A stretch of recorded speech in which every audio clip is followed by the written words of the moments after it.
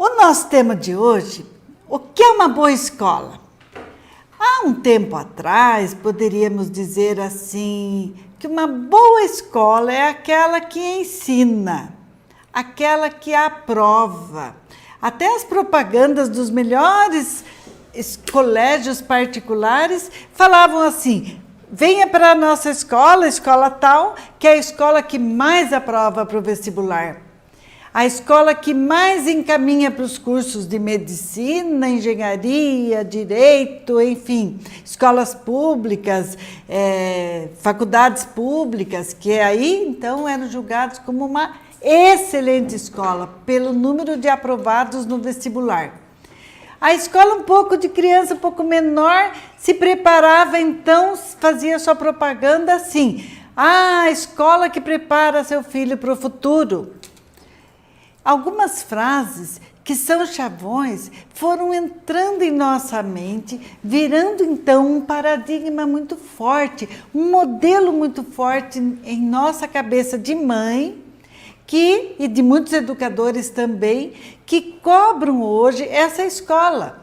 Chegam na escola pública também cobrando essa mesma postura de uma escola que prepara ou para o mercado de trabalho ou para faculdades. São escolas que há décadas vêm com essa mesma proposta e o mundo foi mudando em paralelo. A escola meio que estacionou. Será que estacionou mesmo? Ficou? O que a gente pensa dessa escola? A escola é boa quando ela tem excelente IDEB? O IDEB, o Índice de Desenvolvimento da Educação Básica no Brasil, é o índice que cada escola tem após uma avaliação bem completa que o Ministério da Educação faz e que dá uma nota para aquela escola. E a escola com nota mais alta é considerada a melhor escola. Será que isso avalia realmente a escola?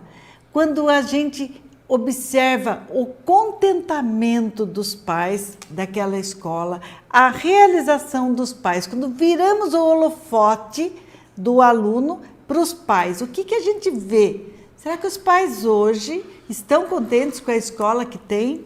Julgam a sua escola boa? Aí vamos chegando na pandemia. Que escola nós temos hoje na pandemia? Acho que dá até um certo arrepio em alguns pais quando eu pergunto isso, escola em tempos de pandemia, porque estão muito estressados. As aulas online chegaram dentro das casas das famílias e arrebataram mesmo o sossego. Quando antes a mãe mandava o filho para a escola e ficava ali o período da manhã em casa ou ia para o trabalho bem sossegada no horário que o filho estava na escola, hoje a realidade não é essa. Hoje ela se preocupa fortemente porque muitas vezes ela está trabalhando e o filho está tendo que assistir a aula lá em casa, sozinho, na tela, ou em companhia de alguma atendente. Aonde a criança se encontra nesse processo e como está indo o aprendizado da criança. Mas aprendendo o quê? Quando eu falo onde está indo esse aprendizado, eu vou mais a fundo. Essa criança está aprendendo o quê exatamente? Então vamos partir desse o quê para depois a gente chegar no como. O que a criança está aprendendo hoje e ela está aprendendo conteúdos significativos para a vida dela? Os conteúdos escolares, da forma que está chegando, estão conseguindo garantir essa assimilação por parte da criança? Ou é um conteúdo independente de aula online? Gente, vamos fazer de conta que estamos com aula presencial também e vamos pensar com o conteúdo que a criança tem. Muitas vezes esse conteúdo chega de forma descontextualizada, de um conteúdo frio, que não é sistemático ao extremo e inflexível. Pergunta com resposta exata. Pergunta com resposta da qual o aluno tem que responder aquilo que o professor quer que ele responda, aquilo que está dentro do texto, ou aquilo que está previsto na forma que o professor elaborou a pergunta, já com a resposta que ele espera. Muitos livros didáticos já vêm até para o professor a pergunta com a resposta do aluno esperada. Então, já não é nem a ideia do professor, mas é a ideia do autor daquele livro didático. Já prevendo uma resposta pronta, portanto, quadradinha, encaixada, que o aluno não vai poder sair daquilo. Esse tipo de conteúdo escolar é que está ultrapassado, principalmente reforçado agora pela situação atual do ensino remoto.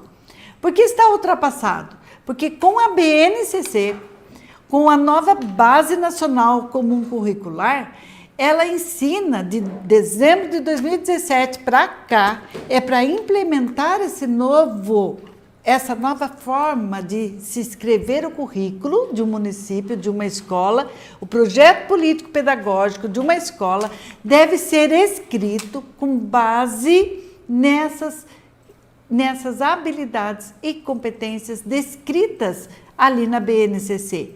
Que é isso? Habilidade e competências são formação humana completa, é a formação integral do sujeito, é aquela formação que a gente espera que a criança não saiba só dar respostas a perguntas elaboradas pelo professor ou pelo livro didático.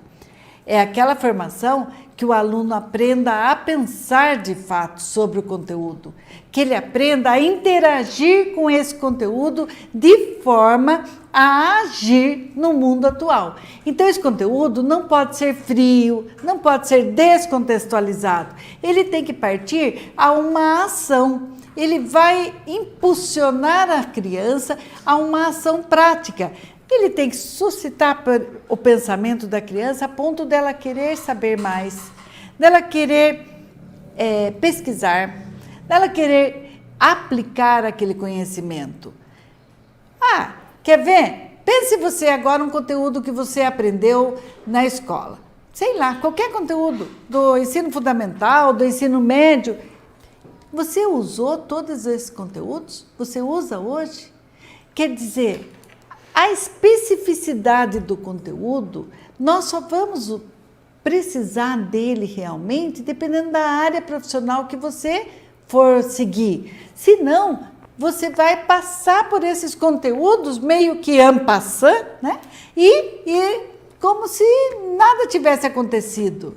Porque esses conteúdos sem significado, sem a mera reflexão do aluno, vai apelar pela memória para simplesmente passar no vestibular. Eu me lembro uma palestra que eu assisti do professor Rubem Alves, onde ele falava assim, a filha dele estava estudando para o vestibular, ele estava muito estressado e tudo, e ele falou, filha, relaxe, saiba que você só vai ter que aprender isso daí para o vestibular. Depois você pode esquecer tudo que você não vai usar. Olha bem. E o próprio Rubem Alves falava assim também, que ensinar envolve o prazer, envolve o sabor, envolve transformar o saber em sabor. E quando eu transformo o saber em sabor, eu preciso colocar para a criança e para esse adolescente também, que estou falando hoje de uma escola geral, da escola pública especialmente, da escola particular, que também entra muito nesse contexto social atual de colocar conteúdos. Será que a criança que está recebendo tudo isso, ela quer essa quantidade de conteúdos e vai precisar disso tudo nesse momento? Já que a BNCC trata o conhecimento como uma espiral, imagine uma espiral que é crescente. O conteúdo, ora visto aqui, vai ser visto novamente ali, vai ser visto ali. É uma habilidade que vai se aprimorando conforme ela for estudando ano após ano. Então, a habilidade de ler, já que falamos bastante de alfabetização, a habilidade de ler, a habilidade de escrever, desde a educação infantil é trabalhada no conceito de letramento e vai até a vida adulta, o mais, nunca para. Nós temos que aprender a ler sempre. Então, esse é um exemplo de uma habilidade em espiral, que ano após ano é exigido mais e mais e mais daquela mesma habilidade. É assim que a BNCC trabalha. Portanto, mas eu asseguro para vocês, esse ano não será perdido. Esse ano não será um ano perdido de conteúdos. Não se preocupem com os conteúdos não vistos e que você não deu conta lá na escola. Porque eu recebo muita pergunta disso. Selma, como é que eu faço? Não venço tanto aluno, tanto conteúdo que a escola manda. Minha filha não quer mais saber, meu filho não quer saber de aula online, não aguenta mais assistir.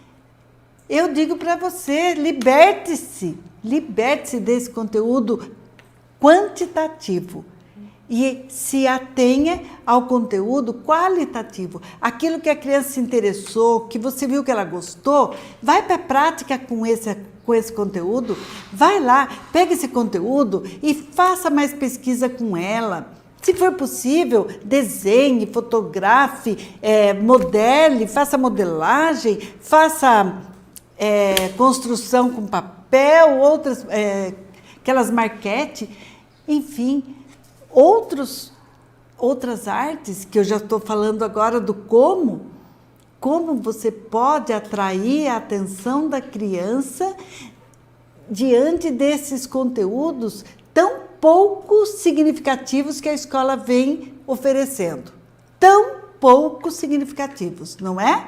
Porque via a tela, sem a interação com o professor, sem a mediação correta do professor, ele só fala e a criança ouviu, não houve interação de aprendizagem. Nosso cérebro não aprende só ouvindo, nosso cérebro aprende interagindo. Nós aprendemos se a gente conversar sobre, se a gente puder trocar ideias sobre. Isso nos leva a uma escola ideal, a uma escola que a gente sonha. Eu sonho, você sonha, você mãe, você busca uma escola que traga e ofereça o desenvolvimento dessas habilidades e competências, de uma escola que se renove. Eu conheço uma pessoa, minha professora, a professora Zita Lago. Ela está escrevendo um livro que eu já conversei com ela sobre um dos conteúdos que ela colocará nesse livro. Fala da utopia e da protopia. Quero dizer para vocês, a utopia é aquilo que a gente enxerga, vamos imaginar o ideal. Eu enxergo, sabe o horizonte? Quando você está admirando lá e você enxerga a linha do horizonte, é como se lá fosse o seu limite para você chegar. Isso é a utopia, você quer chegar lá. Quando você chega lá naquele lugar que você enxergou daqui, desse ponto, você chega lá, você vai ver com certeza um outro horizonte. A utopia, você nunca alcança. Quando você chega, você enxerga outro. É o ideal que a gente enxerga. Agora, o que a escola tem que buscar é esse ideal lá, distante? Não, nós vamos buscar a protopia. Isso eu aprendi com a professora Zita Lago, que é minha professora. Espero que vocês também reflitam um pouco sobre isso. O que é a protopia? Ela coloca que é o caminho que nós fazemos. O caminho se faz ao caminhar, como ela mesmo citou de algum autor, que ela estava citando e falando. O caminho se faz ao caminhar porque ao fazer um planejamento de uma escola que eu vou sair da minha zona de conforto, do real que eu me encontro, eu vou prosseguir em direção àquela utopia que é o ideal, que eu quero alcançar, mas vou falar enquanto educadora, para educadores principalmente hoje, que a gente consiga planejar o caminho e refazer esse caminho. E esse caminho tem que ser feito caminhando, porque ninguém sabe ao certo como nós vamos voltar às aulas presenciais e essa escola não pode ser a mesma mais. E nós pais, agora falo como mãe, como vó, nós não podemos aceitar a escola da mesma forma. Por isso eu falei que o tema de hoje é polêmico. Não dá para enxergarmos, com essa pandemia, ela desenvolveu mais ainda o uso da tecnologia a seu favor. Vamos estimular isso, que isso não se torne algo ruim e que a criança não queira mais ter acesso, mas sim algo que ela vá querer pesquisar, que ela vá atrás do conhecimento. Aí eu vou falar mais uma frase bacana que eu admiro e há muitos anos eu uso em várias formações de professores. Eu uso essa frase do Tiago de Mello. Ele fala bem assim: não tem um caminho novo, o que tenho de novo é o jeito de caminhar. Eu vou juntar essa frase do Tiago de Mello com a professora Zita Lago, que ela fala da protopia, de estar caminhando em direção ao que a gente acha ideal.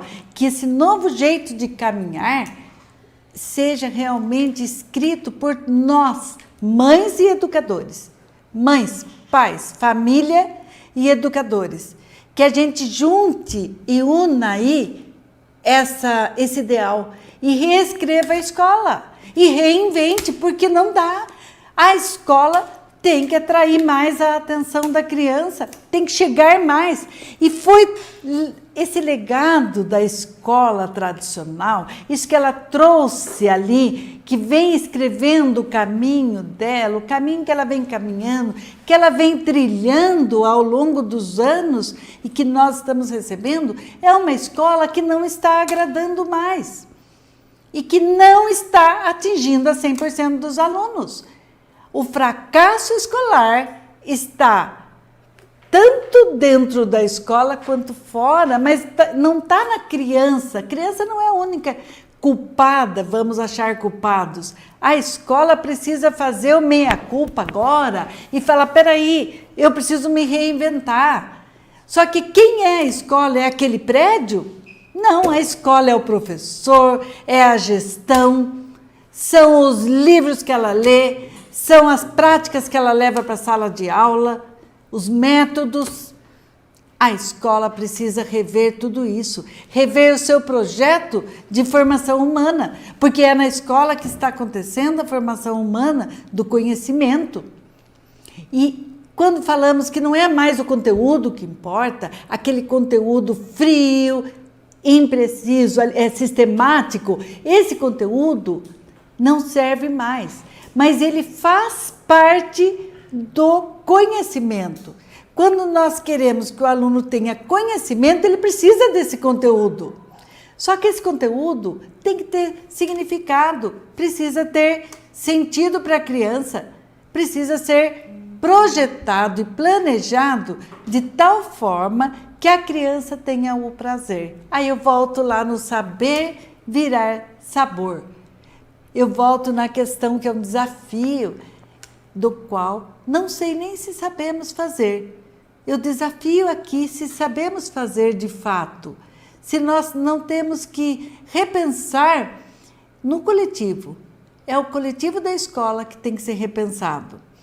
Mas muitas vezes a escola age do jeito que age, pressionado pelos pais, pressionada pela sociedade e pelos pais que matriculam os filhos naquela escola. E os pais pressionam porque eles foram criados assim, eles acham que tem que ser assim. E aí essa pressão vira uma ação efetiva na escola, só que inadequada, ineficaz. A live de hoje está virando uma polêmica cada vez maior, mas é para a gente refletir junto. Quantas vezes nós, como pais, fazemos o papel de cobrar da escola posturas das quais nós não deveríamos mais cobrar. E deixamos de cobrar que a escola execute o papel dela de ensinar, sim, porque cabe à escola o ensino e a aprendizagem do aluno, mas que esse ensinar seja significativo, prazeroso, que a criança tenha vontade de ir para a escola, porque nem isso acho que estava tendo. E quando voltarmos, a criança vai querer ir, sim, porque ela está cansada também de ficar em casa. Ela vai querer ir, vai enfrentar uma nova etapa, mas que não pode ser o mesmo do mesmo. Nós não podemos tratar a escola, colocar a escola num patamar de não aconteceu nada. Não aconteceu nada. Todo esse tempo que teve pandemia, agora é só retornar às aulas e pronto. Não é isso que pode acontecer.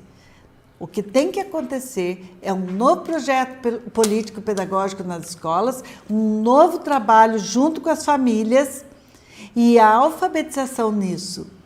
A alfabetização que muitos alunos estão perdendo a base da alfabetização em casa, assistindo aulas por internet e sem uma mediação adequada. A alfabetização não ocorre sem a mediação. Por isso eu resolvi falar disso essa semana. A alfabetização não ocorre sem uma mediação correta, assertiva de quem está com a criança. Aí entra, nosso curso a gente faz muito isso, eu trabalho muito a mediação dos pais, a mediação da mãe, para que ela seja assertiva, que muitas vezes ela errava por desconhecimento. Aí não posso dizer que é um erro, é um desconhecimento de como atuar na alfabetização do filho. Só que agora ela tem que atuar, porque as aulas que vêm de alfabetização estão cansativas. A criança não aguenta mais passar em cima de pontinho, de preencher mamimi mamu, de completar sílabas e completar letrinhas. Não é assim que se alfabetiza. A criança precisa pensar sobre a escrita e a hipótese de leitura dela. E aí, como nós vamos fazer isso? Através de uma mediação correta. Uma mediação de pais que estão em casa e não estão deixando a base da alfabetização passar. A construção dessa base, quando a criança é bem pequena, e já da alfabetização propriamente dita, até mais sistematizada, quando a criança tem acima de 7 anos, da qual nós vemos inúmeras crianças sem aprender a ler e escrever ainda, e já tem 7 anos, 8 anos, como muitos casos que eu escuto, que eu leio aqui nos meus comentários. Muitos casos de crianças ainda analfabetas com 8 anos. Cadê a inclusão? Cadê a capacidade de avaliação dessa criança? Será que ela não ficou lá largada no cantinho da sala e ninguém questionou o aprendizado dessa criança? Que forma que ela aprende, de que forma que eu posso atingir essa criança e vou deixar ela crescendo e prejudicando cada vez mais a autoestima, onde ela vai se colocando cada vez mais como incapaz, eu não aprendo, eu não sei, isso eu não sei, e aí ela bloqueia totalmente o aprendizado e diz isso eu não sei, para o mínimo de um pensamento que ela talvez soubesse, para o mínimo de um exercício que talvez ela soubesse.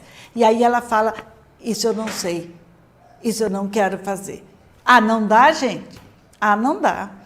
Alfabetização com sentido, com compromisso de aprendizagem, precisa ser significativa e com mediação correta.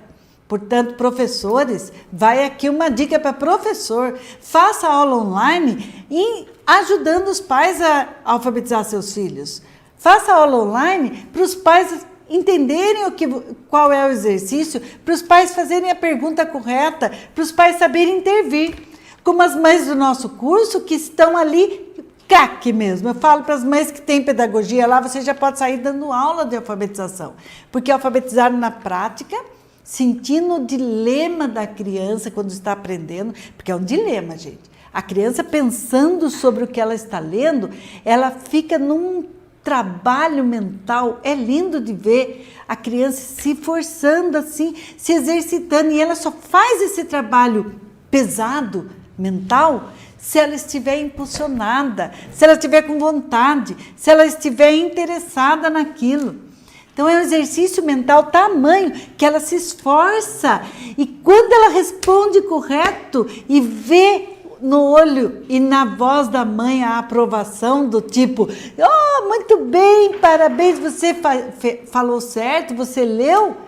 Aí a criança relaxa e dá aquele sorrisão e o olho brilha. É essa intervenção, é essa mediação que precisa ocorrer e que em sala de aula ocorre muitas vezes no primeiro ano, na educação infantil. Agora, esse momento que estamos passando, principalmente, não dá para deixar isso sem acontecer. Alguém tem que fazer. Alguém tem que fazer. E muitas mães conseguem fazer. Eu tenho prova disso e muitas provas. Tenho várias mamães que falam isso aqui pra gente.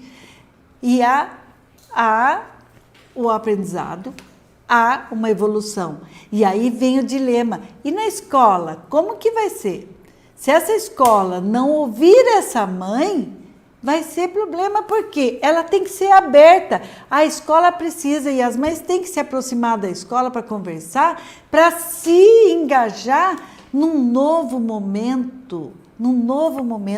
Diria até que é a escola real no pós-pandemia. Que escola é essa? A escola real que queremos, que traça caminhos, que reescreve, que se reinventa, que se refaz, que retoma a caminhada, mas projeta um futuro legal, uma utopia que a gente pode ter, sem dúvida, porque a utopia, ela serve para... Eduardo Galeano fala isso, né? A utopia só serve para uma coisa, para nos fazermos caminhar, né? A utopia nos leva a caminhar.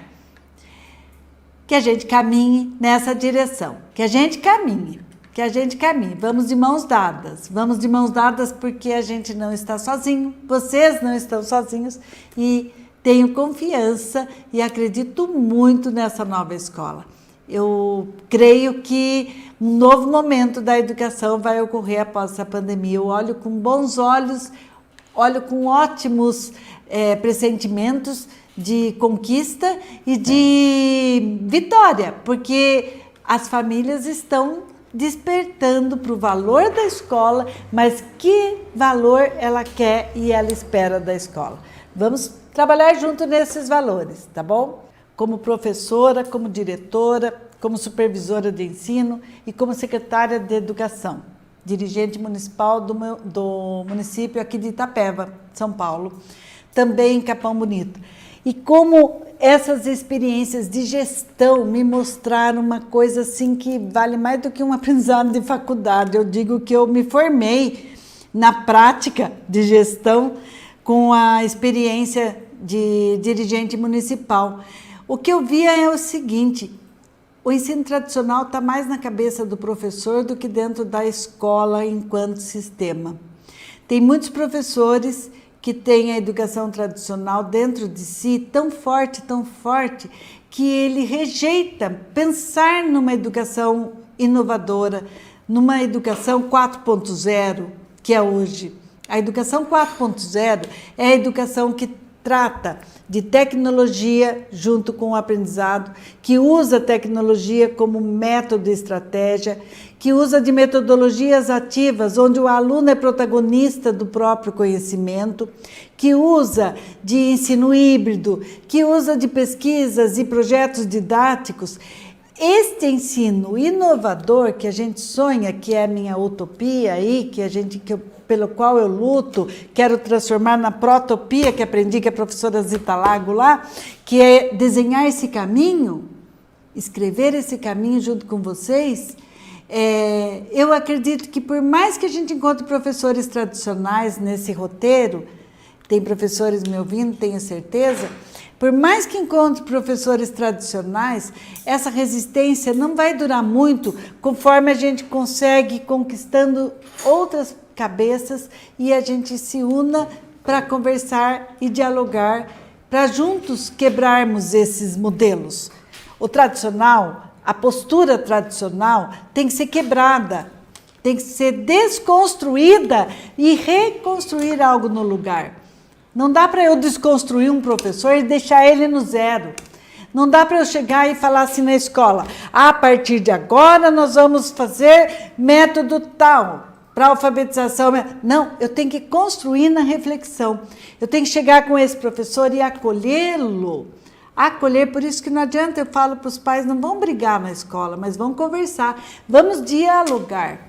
Porque é o diálogo reflexivo que leva à mudança. É só esse diálogo reflexivo, como nós estamos fazendo agora, que eu tenho certeza que a gente reflete a nossa prática e aí tudo muda. É o que o Paulo Freire chamou praxis pedagógica, que é a teoria e a prática sendo dialogada. Não dá para a gente agir diferente no mundo de hoje, na atual conjuntura.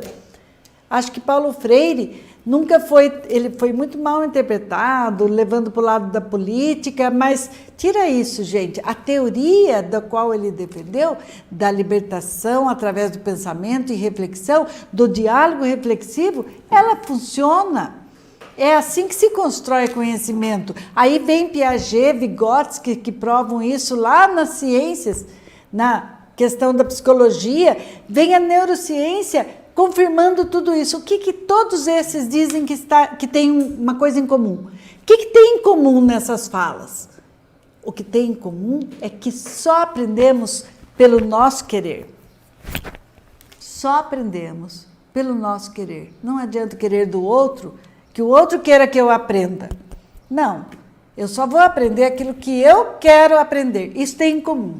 Aquilo que eu quero aprender, que eu descobri que eu preciso aprender, que eu quero, que eu me interesso, aí eu vou aprender. Tirando isso, pouco a gente consegue aprender. Vai aprender pela memória, vai aprender para decorar, para passar no vestibular, vai aprender porque o trabalho está exigindo, vai aprender de diferentes necessidades, mas aquilo que eu quero aprender, ninguém tira de mim. Não é? Concordam?